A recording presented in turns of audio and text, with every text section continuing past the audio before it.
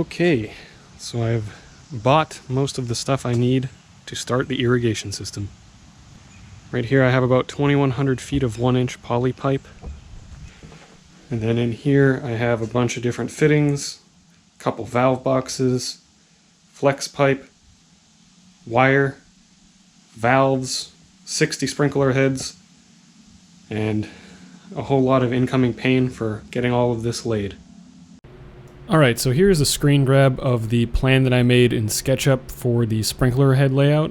What I did was take a wheel measuring tape, walk my perimeter and house lines to get the rough measurements there, and then sort of organize a plan to put the heads about 25 to 30 feet from each other. This would give overlap for each head and make sure that I'm getting the best watering potential. So this put me around 55 heads thereabouts in the final layout. And the only difference between this layout and what went in the ground, I believe, is zone 12 is 5 heads instead of 7. But what we can see here is how I had to place the heads and choose the rough gallons per minute that each head would be putting out to get equal watering among all of them. And then once I figured out the gallons per minute each one had, then you kind of string all the heads together to figure out how many you can run on one zone. For me, it was around 5 heads per zone, depending on the selection of heads. Sometimes there were 4 if it was multiple 3 gallons, and that was because I had 12 gallons per minute roughly to work with out of my system. And the other difference between this layout and the final in-the-ground irrigation system is the layout of pipe. Instead of having many T's in it, we ended up just doing full loops of pipe where it was possible so that we didn't have to break up the pipe or saddle on it. Instead, we just ran the pipe in a circle or U-shape to hit all the heads. So I had a few companies come out and quote what it would cost to get this yard outfitted with underground irrigation, and that is from the street all the way back until the ridge line of the hill. And they gave me ideas of what they would do, what their costs would be for all the items and for their install. And ultimately, it came out to be, almost more than double the price of just buying the raw materials. So I said, you know what, I can do this. So my dad has installed an irrigation system or two, but we've done nothing to this size, so it's going to be interesting. But what I've done is gone around and marked out the whole lawn. How you doing? So I had a few companies come over and give me quotes on what it would cost for them to install the system and, the parts they'd use, kind of how they go about it, just to get an idea of what to put in here. And all of their prices were pretty damn expensive, as I expected, but at least gave me some good information on how to install one myself. And, if I grab all the parts myself, it's coming into about half the cost that they have. So my plan is to have the irrigation system run from the street all the way back up to the ridge line of the hill and just have some heads 360 off of that. I'm not going to worry too much about beyond the ridge line for now because it's just so much area to cover. It becomes really expensive, so many valves. And the other thing is I'm running this system off of a well.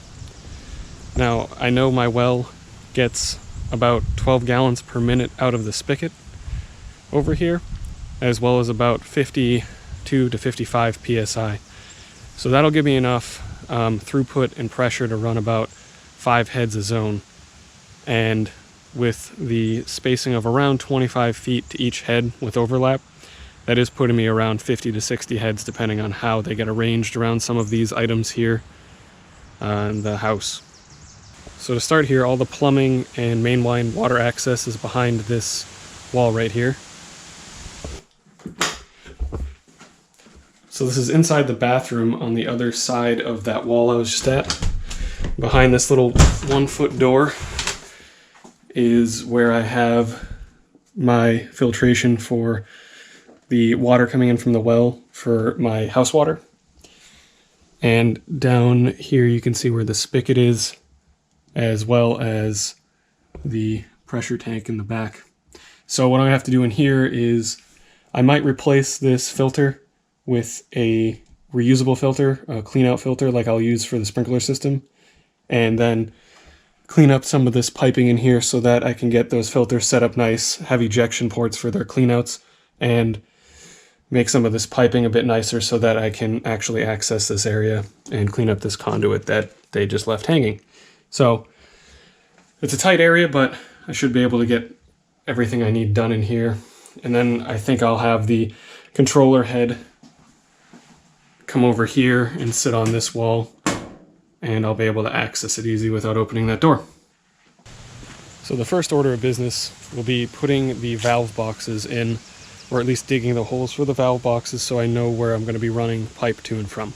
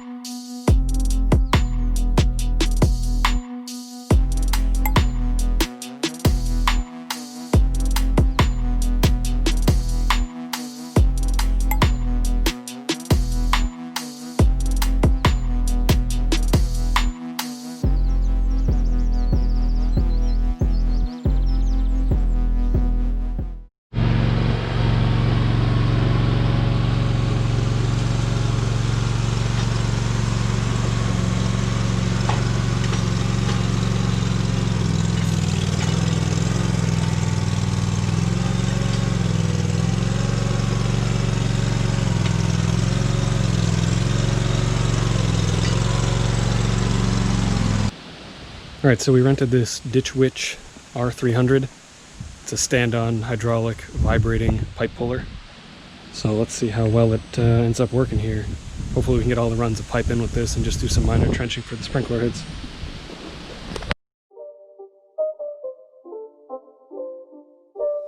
It's not a game, it's a rich thing.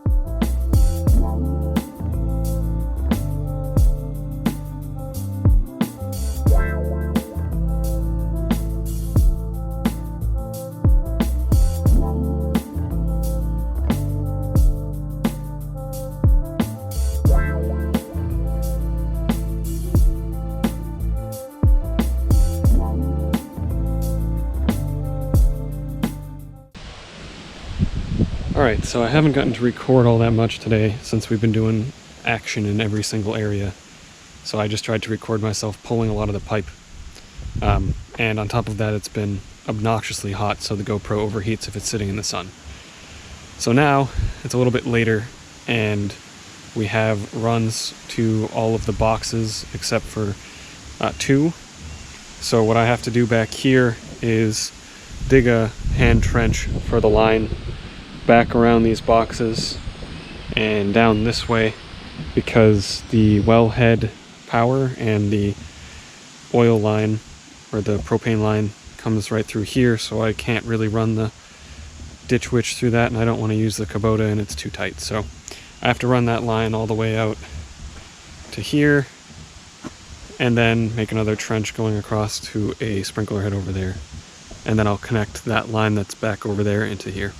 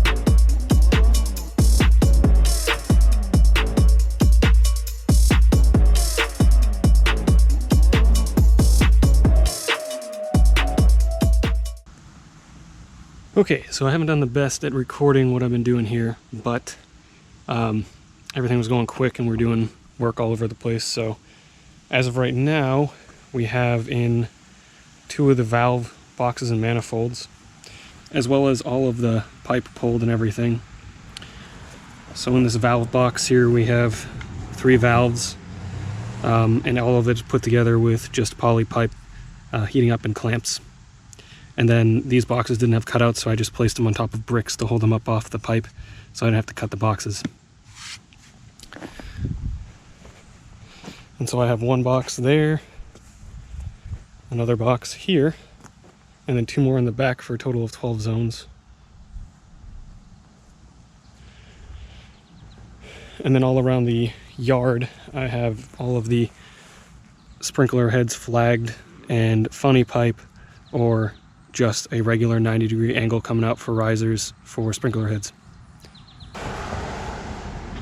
So all we did for this was, as you can see here and in the previous video that I managed to time-lapse some of, is I just used a hydraulic vibrating puller to get the pipe in the ground, and it worked pretty well throughout most of the yard. The back was a bit tougher because there's a lot of rocks, as well as some stumps still existing. And then what we did was we just dug down and put saddle clamps on the pipe. I'll actually go get one of those. So it's one of these clamps that goes around the poly pipe that's pulled, and it clips together. And then on the top, you put in this screw, and it basically pierces the pipe and lets water out to the flex pipe in the sprinkler head. So this is nice because it doesn't require us to cut the main line as well as clamp it and heat it up and all that. So these can just be put on nice and quick. They clamp down and it saves some cost. And then for any of the end terminations, like I was saying, we just put a 90-degree on the main line, and you can put a riser off of those and the sprinkler head on top.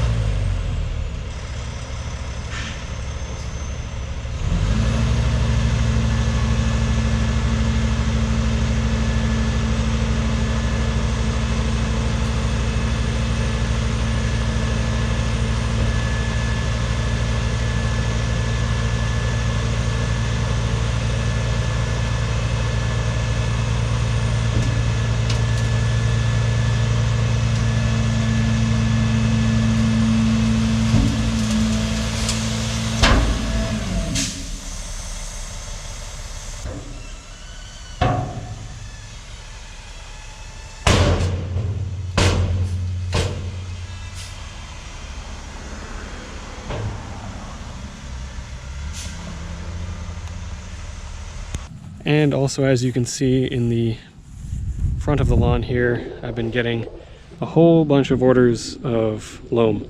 I have a total of 12 loads coming, 6 have been delivered, so it's somewhere around 250 yards or 260 depending on how it's heaped. And this is going to be covering all of the areas that have no grass, as well as some of these areas that do, such as the leach field and everything, which is all sand. This is pretty much all it is after you get down a ½ inch. So I'm going to be redressing most everything all the way up through the ridge of the back hill. So what I'm going to do now is put on the sprinkler heads that are closest to the house, since those won't be interfered with, and I'm going to wait to put on the sprinkler heads out here until all the loam's delivered and I spread it so I'm not running over the sprinkler heads, and I'm just running over flex pipe if I hit it. Alright, so I have these Rainbird 5004s, or 5000s, I don't remember which model they are. They're the part circles. They'll do 360 but rotate back and forth.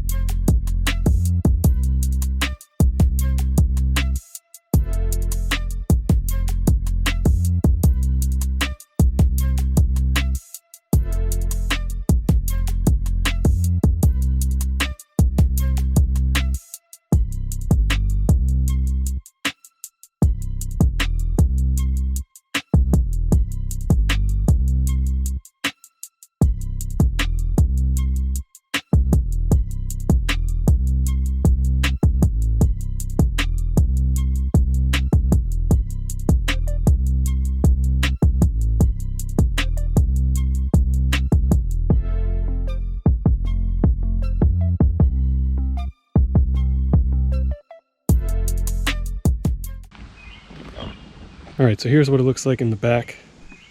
This is right up where the spigot comes out of my house, where we have a bunch more valves. So all of these are to the back area. We're gonna have two boxes, just like in the front. These are just adjoined. The center line is the main line going out to the front. And then we have some lines going over here for the backflow, and then what we'll be putting in the house.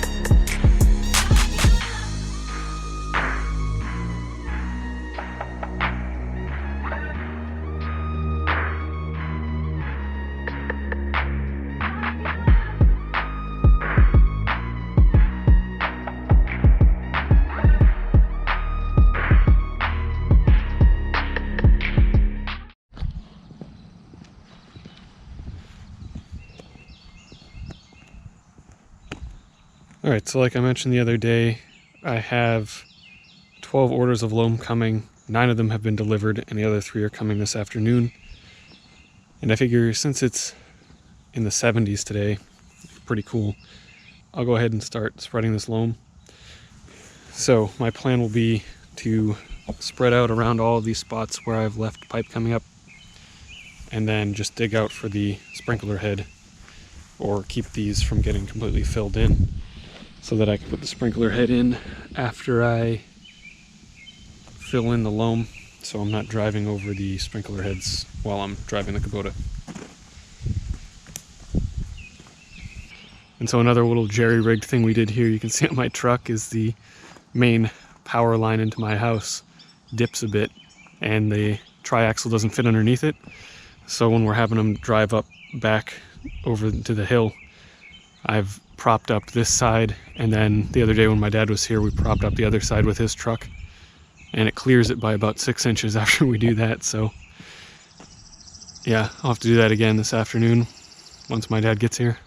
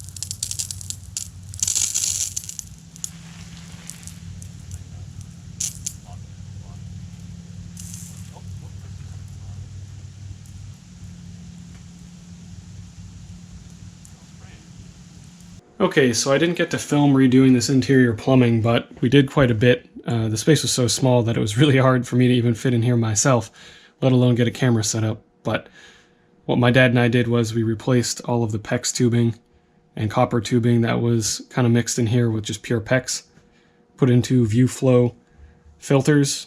These are the type that you can just flush out by releasing the bottom ball valve, and it just ejects outside. The top one here is for the house, and the bottom one is for the sprinkler system. And these are nice because you can buy different micron level filters, and then when you eject them, it'll just flush all the sediment out, and you don't have to pay to replace the filter or deal with lugging those huge tubs of sediment and everything out when they fill up. You can just turn the valve and it ejects. Here's a quick example of me just turning the valve.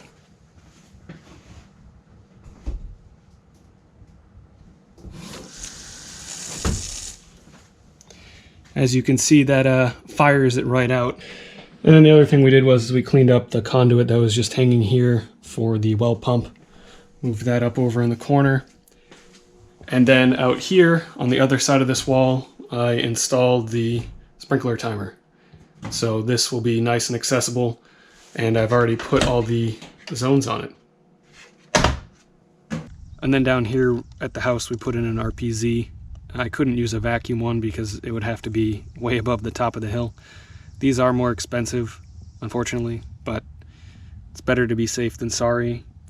I have to get some parts, but I do plan on making a support for it because the poly pipe can get a lot more malleable than the copper pipe, and it'll be good to have something to hold it up. So I've got about everything from the back ridge here all the way to the street loamed. I just have to finish up loaming down there where the patio blocks have been sitting. That'll be this weekend. I'll work on that and then finish that up. But sprinkler system is in, the loam is down, the grass seed is on top. We rolled it in, and man, it was a lot of work, but it seems to be worth it as it all works as of testing it earlier. Now it'll just be a game of waiting for a grass seed to come in. And it was definitely, the experience of doing it was worth it, and it actually wasn't as much work as I expected it to be. It was a bit of finagling with getting the pipe in certain spots, but other than that, it was just putting pieces together. Unfortunately, the 2 days that we were doing it, it was some of the hottest weather in the area, but unfortunately, due to some circumstances, I wanted to get it done within a certain time frame, so it was just what we had to work with. And of course, it's not perfect. Everything is, been put down, loamed and seeded, but it's not as level as I would like. But I had to put down 260 yards, and I didn't really have the time or all the tools to get it perfectly level. As you saw in one part, I used some made up dolly for the York rake. It would have been ideal to have training wheels on that, a wheel kit, but I didn't have any. And I didn't want to wait a couple weeks for them to come in just to level the loam. I wanted to get seed on it and everything, so maybe could have used a box blade, but I figured if I was going to use anything without guard wheels or anything like that, I would just be scalping areas more than leveling it. And below all this loam is just garbage, so really I got to put down 2+ inches everywhere, and I wanted to try and keep it like that and not scalp it too much. Now with the controller I got, it also has Wi-Fi, so I can test and run all my zones from the Wi-Fi unit or Wi-Fi app. So let me see if I can test 8. Zone 8 should be the one right in front of me. Yep. So that'll be these ridge ones, and of course this will 360. Should probably not be standing here.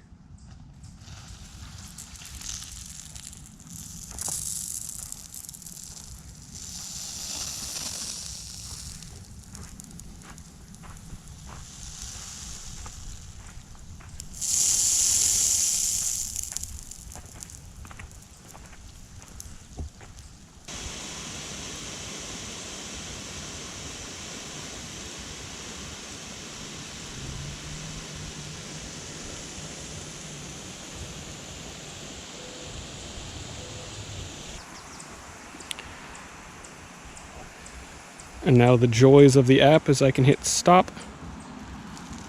And look at that. Sprinkler heads went down. So this is going to be pretty good. It's a lot more reliable than the previous timer I had. Oh, and another thing is that we did run another main line all the way up to the back here. I put soil over top of the line so that it wouldn't get damaged and kind of gave it some more coverage. But this is where we started burying it. I got to trench the rest. But this line comes up to the back, and we put a little faucet on it for now, just to hold it. And I'll rig this up on a post, and I'll have a nice faucet up in the back here for the fire pit, and for any watering needs I may need up here if I do decide to put any kind of irrigation up in this back portion. My plan for up here, just because it's such a large area between the 12 zones I had to put in the front and then back here, is to kind of let this be more of a free-for-all area back here with a bit more shade that it has.